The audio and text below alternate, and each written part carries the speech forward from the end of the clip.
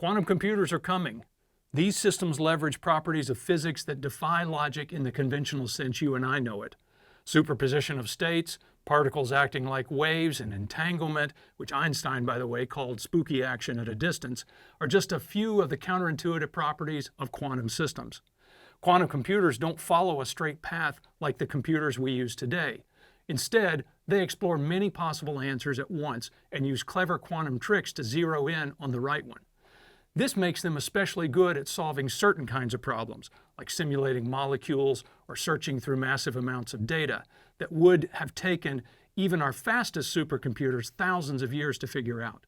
However, like any new technology, they will also introduce some new challenges. Let's take a look at one of them. I want you to remember 4 words. If you remember nothing else out of this video than these 4, I'll consider it a success. Here they are. Harvest now, decrypt later. What does that mean? Well, it means the future is coming to steal your data.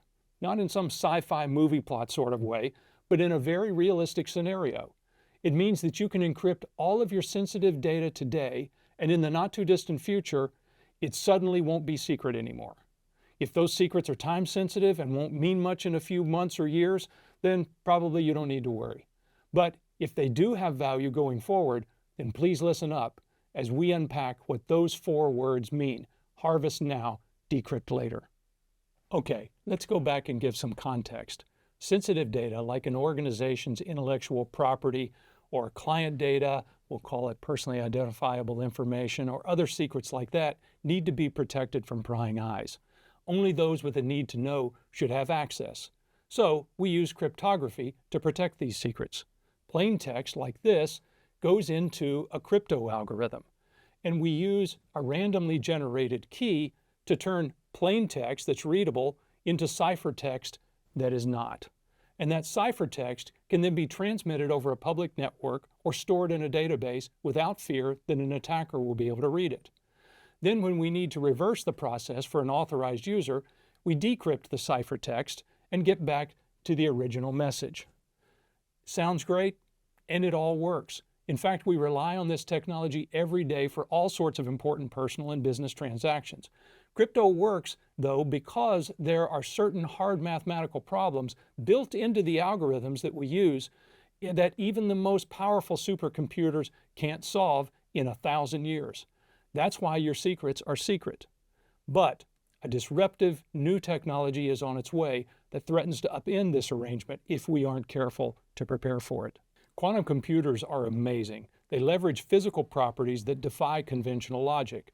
They will literally save lives as we're able to use them to develop more effective drug therapies to treat diseases, and that's really just the beginning.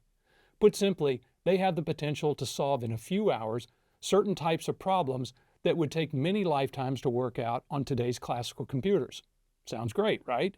Well, one of those hard problems also just happens to be the basis for how our classical crypto works. In other words, quantum will do great things, but it also has the potential to break all of our existing cryptography. And that's going to be a problem.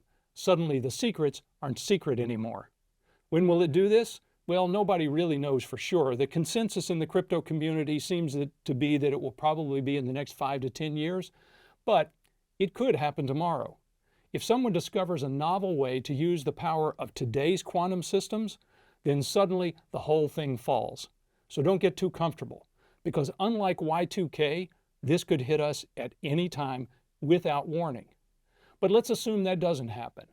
Then why bother with this hypothetical now? Why not just wake you up in a few years when this becomes an actual threat? Well, because of these words I mentioned at the beginning: harvest now, decrypt later. In fact, a bad guy could right now make a copy of your encrypted data and just hold on to it. Can't read it, but maybe he sees this as it goes across a network. Maybe he sees an encrypted database that you have that's a backup and makes a copy of that. All he has to do is hold on to that and then wait for the future to come to him. Because in the future, you'll be able to use a quantum computer, feed this information in, and be able to read the data, get back to the plain text that he was actually looking for. Another way of looking at it is to imagine if you had a time machine and you could travel into the future and bring back with you a super powerful quantum system. Now you would be able to break all the encrypted messages at will. What would be the impact of such a scenario? Well, as I mentioned before, sensitive information like intellectual property, PII, things like that, even national secrets would be revealed. Digital signatures could be forged, electronic records would no longer become reliable, payment systems would be broken, the security of critical infrastructure like the power grid would be impacted. A lot of bad stuff would happen, to put it mildly. Let's take a brief look at the cryptography that underlies this problem in the first place. First of all, how do we use crypto today? Well, there are mainly two types of algorithms that we use, and we use them in combination all the time. There's symmetric algorithms and asymmetric algorithms. And a symmetric algorithm uses a single key. That key we're going to use to encrypt and decrypt. The key that you use to encrypt can only be the key that will decrypt if the crypto system is working properly. An asymmetric system, however, has two keys. It has asymmetry. Whatever you can encrypt with one key can only be decrypted with the other key. So that's the way this works. We often refer to it as public key cryptography, or PKI. That's the way it works. There's some mathematical relationships between those two keys, more detail than we want to get into here, that make that work. And it looks like magic, but it's not. So it's all based on math. And the most common version of a symmetric algorithm we use these days is the advanced encryption standard. Most common of the asymmetric algorithms, RSA, from the first initial of the last names of the guys that created it. So these things are out there. Crypto key length sizes for asymmetric, for AES in particular, range usually, most people use 128 today. 256 is also possible. That's the bit length, and the longer the key, the stronger the crypto is, the harder it is for someone to guess. The asymmetric algorithms, because of the nature of the way they operate, have to have longer keys. So they're in the range of 1024 or 248 bit long. So that's what we're using today. And to give you an example, this stuff only works because there's a hard math problem that is difficult to solve. If those problems became easy to solve, then the crypto goes away. So think of it as a puzzle. If you want to get an answer to the question, you have to be able to solve the puzzle. Well, what's the puzzle? Well, let's take an example of the asymmetric stuff. The RSA algorithm in particular relies on the fact that prime factorization is a hard math problem. Now, what do I mean by that? So you remember that a prime number is a number that can only be divisible evenly by itself and 1, so you can't divide it evenly by anything else. Well, so let's start with a number like 21. And I ask you, tell me what are the two prime factors of 21? In other words, what two prime numbers will be multiplied together to equal 21? And you say, well, Jeff, it's not really very hard. It's 7 and 3. 7 can't be divided by anything else but 7 in itself, 7 and 1, so therefore it's a prime number, the same thing for 3. So there, you've done a prime factorization of the number 21. Congratulations, that was an easy problem to solve. However, try to do the same thing with this number.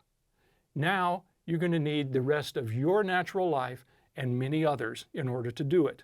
In fact, if you want to know, it turns out it's these two numbers, just if you're interested.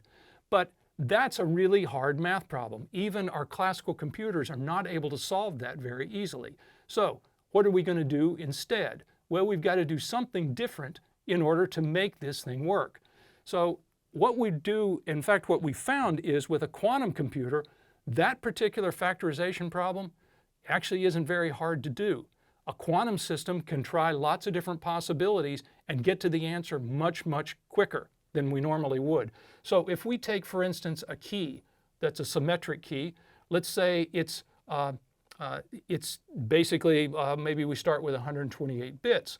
Well, there's a thing called Grover's algorithm, and Grover's will basically make this half as strong. It will essentially knock out half of the strength of that key. Well, that's with using a quantum computer of sufficient strength. Now, again, today's classical computers can't do that, but a quantum system will be able to. So what do we do to compensate for that? Well, actually, it's actually pretty easy. we just double the size of the key. We go and start using 256-bit keys, and now we've gotten back to the level of strength that we're used to. So problem sort of solved. We just have to go back and re-encrypt everything with stronger keys. However, this is a different situation when we move over here to the asymmetric. Again, these keys are longer.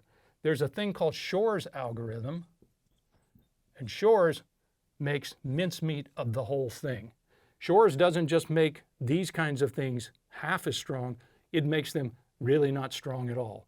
So in fact, we need something entirely different because Shor's breaks these asymmetric algorithms, and we depend on them for key distribution. And if you can't distribute keys, you can't do any of this kind of stuff. So what we need are new algorithms, and those new algorithms in fact exist. And they're based on what's known as lattice cryptography. So beyond the scope of this, but you can take a look and learn more about lattices and how they come to the rescue. The good news is that we have a solution now to this future problem. In fact, a lot of people have been working on this space for a decade already. In 2024, that work culminated in the U.S. National Institute of Standards and Technology, also known as NIST, coming out with 4 finalist algorithms. And these 4 are designed to be quantum-safe cryptography, or also known as post-quantum cryptography. And the experts believe that these will be resistant to cracking by future quantum computers. While IBM has been working hard to bring the benefits of quantum computing to the world, we're also working hard to mitigate the risks to crypto, as 3 of those 4 finalist algorithms actually had IBM contributors working on them. And we hired a person who worked on the 4th. So we have people who understand this space, and we've also contributed these algorithms to the open source community so that everyone can benefit from these and use these to make our systems safe. But that's not the end of the story. In order for there to be a happy ending, you have to actually implement these new standards in your systems. That's not going to be easy, since some organizations have literally thousands of applications that leverage cryptography that will need to be updated. In order to do this, you're going to need people, process, and technology all working together to transform to this post-quantum era. And because of the Harvest Now, Decrypt Later situation I mentioned before, you need to actually start on this, well, yesterday. So remember that time machine that I mentioned? That's going to come in handy, because all you have to do is build one of those, go back in time, re-encrypt all your data with these new algorithms, and you're set. Well, okay, until the time machine technology is perfected, here's what you actually can do now. The goal here is this thing we call crypto agility. In other words, I want to future-proof my cryptographic implementations so that if we have to make changes again in the future, I don't have a brittle system that I have to go back and do all this pain again with, that I can just snap something else in and continue going. And we're going to need some tools in order to get there. Oh, and the great thing here that I need to underscore is that you don't need a quantum computer to use quantum cryptography. All the tools and algorithms that will make you quantum safe run on today's classical computers. So we'll take that technology, and what we then need to do is apply these steps: discover, manage, and remediate. So let's start with the discovery part of this. And NIST gives us some guidance. They have said organizations should create a cryptographic inventory that offers visibility into how the organization leverages cryptography. That sounds like sound advice to me. So what that means is, if I'm going to create that inventory, I need a way to find it. And if you try to do it manually, I guarantee you'll miss some. So what you want to do is have a system that has some automated scanning capability, where it goes and looks across your source code, it looks across the network, and it looks for all implementations of cryptography in your environment. There was one major bank that, when they did this type of exercise, they found that they had more than 4,000 applications with cryptography built into them. That's a lot. Stop and think for just a second. If they did a conversion, a migration of every one of those, let's say they could do one a day, that actually would be pretty aggressive. If they did one a day, how long is it going to take them to get to full-blown crypto agility and crypto safe, quantum safe? The number is more than 10 years. So this is why, again, the problem is a now problem that we have to start working on. We can't wait for the future on this. And then once you've done that, Another thing you want to take a look at is, if I know where all of this stuff is, I want to find out where the vulnerable crypto is. Probably it's most of it today, but I'm going to create that list and catalog what kinds of algorithms are being used in each one of these cases. And then ultimately the goal is to create this thing, a CBOM, a cryptographic bill of materials. That's where we're going to have this whole list that we've now discovered. And now with that, we can move into the next step. The next step involves managing all of this. And with the management, I'm going to start with policy. So I need to spell out as an organization, in other words, define what is our crypto policy. What levels of strength do we need? What kinds of things need to be encrypted? What kinds of things need to be done? That sort of thing. And I want to be able to do some enforcement of whatever that policy is. Ultimately, this is a massive project. Again, if we're talking 4,000 implementations and yours might be smaller, but it's still going to be a large project, I need to also figure out what are the priorities. I need to prioritize each one of these, and then once I've picked out, because since I can't do all of them at once, pick the ones that are the most impactful, that have the most sensitive information in them, and then go after those. Then I need to track the results of all of this. This is a massive multi-year project. I need to see where I am, in fact, on this journey, because it is, in fact, going to be a journey. Then we start moving into the remediation phase. This is where we're going to start moving from our classical crypto into the quantum safe crypto, or the post-quantum crypto, PQC. That's the stuff that we ultimately are trying to get to. Well, if I can't convert all of these things in an instant, I can't just snap my fingers and make it happen, what could I do in order to get there? Well, one thing that would give some level of protection today would be to use a proxy, a crypto proxy that sits in and does some of this conversion for me. Now, here's how it would work. Let's say we have a user who out here is on a browser, and their browser, let's say it's already been updated to be crypto safe. It's using one of these new algorithms. But our back-end legacy app over here has not. In fact, we might be afraid to even crack this thing open because we don't know how many lines of code are in there, and they were written 1,000,000 years ago and all that kind of thing. But we can't afford, this has got keys to the kingdom, we can't afford just to have it vulnerable. So what I could do is stand up a proxy in the middle. This proxy would be communicating, it understands the quantum safe crypto algorithms, so it's doing quantum safe crypto between the browser and the proxy, and then the proxy continues with the normal classical algorithms back to the back-end application. So that way, we at least encrypt, if this is the part that's over the public network, we at least have strengthened that part without having to make changes to the back end. And this part all maintains within our very private network where the risk is lower. So that's an important capability that allows us to move, at least while we're in the migration phase, and be able to tolerate and work with these new algorithms. Another thing that we're going to want to do is test the performance. So these algorithms, we believe, are going to be highly performant, but it all depends on the individual implementation that you're using. And if you have a poor implementation, well, you might end up in a mess. So what we need to be able to do is make sure we have something that works well. And you want to be able to test and make sure that those things work. You can't go back in time to prevent past cases of harvesting of your encrypted data, but you can start now on the path to crypto agility. With the right people, process, and technology, you can mitigate the risk of harvest now, decrypt later, at least until you build that time machine.